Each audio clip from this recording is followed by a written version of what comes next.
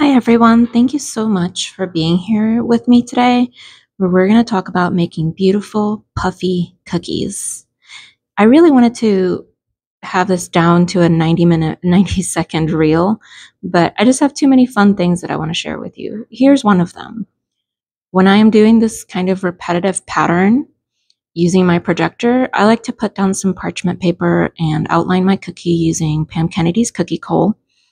And have that outline of my cookies so that way the number will look the same on all the cookies as I go through it and I do the piping. So here I am just doing the outline of these numbers. The font here is the Clarendon Bold. It's one of my favorites to use with cookies. I think it just translates really well to a lot of things, and it works with the piping. As you can see, I do kind of a lot of overlining. I don't mind going into those areas where I know I'm going to flood after. And this is just your standard piping consistency icing. Whatever you use to do your outline, and this is what I use with my numbers. Let's take a little break to talk about the consistency of the icing that we're going to use to flood. So you can see it plops. It doesn't really ribbon, maybe a little bit of ribboning.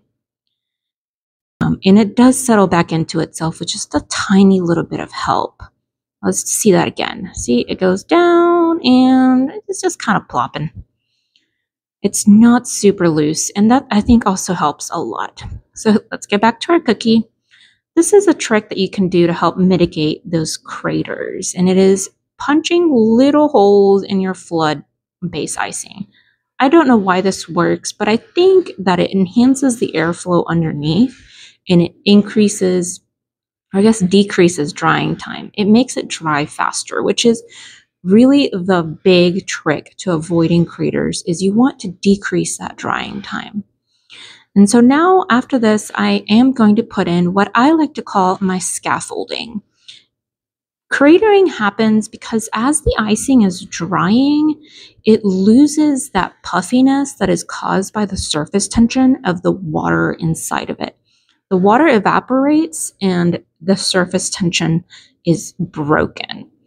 And so what you can do, and it's broken and it collapses before the icing has time to fully dry. And so you have areas that are still quite wet underneath areas that are totally dry and collapsing, and the wet areas just can't hold on to that. So you want stiff icing, which is going to improve your structural integrity of the icing, and you want to work quickly in getting that icing to dry, which again, thicker icing will dry faster.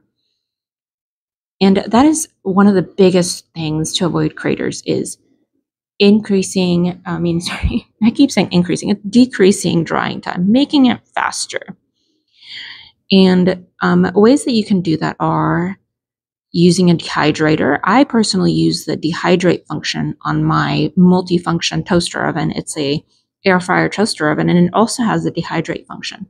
It's essentially running the oven at a very low temperature, about 100 degrees Fahrenheit, with a fan to circulate that warm air. And I put my cookies in there for maximum of 10 minutes because I don't want to dry the dough out. But I want to start drying that icing, at least a big chunk of it, very quickly so that it doesn't have time to collapse in on itself. You also want to make sure you have plenty of icing. Don't be scared to use it. I use icing pretty much to the point that if I used any more, it would spill over. And as you can tell, I pipe my flood more on top of my piping outline than within it. And that is something that comes with practice, is knowing how to pipe on top of it without it spilling over. Here I'm using my scribe just to help that icing along blending into itself, getting rid of any air bubbles that I might have had. And here we go. It's beautiful, it's shiny, and there's my little trusty little fan. That is another trick to speed up with your drying time. And here you go. Beautiful puffy numbers. Thank you.